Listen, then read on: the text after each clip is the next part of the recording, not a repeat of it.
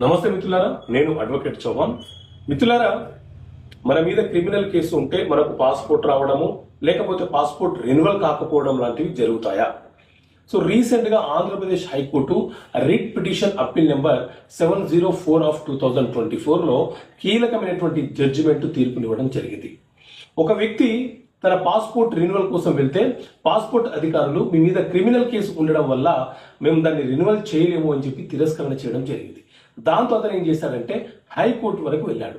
హైకోర్టులో అప్పీల్ వేసుకున్నప్పుడు హైకోర్టు ఏం చేసింది అంటే క్రిమినల్ కేసులు ఉన్నంత మాత్రాన రెన్యువల్ చేయకపోవడం, పాస్పోర్ట్ రెన్యువల్ చేయకపోవడం అనేది వారి యొక్క స్వేచ్ఛను హరింపజేసిన వాళ్ళం అవుతాము.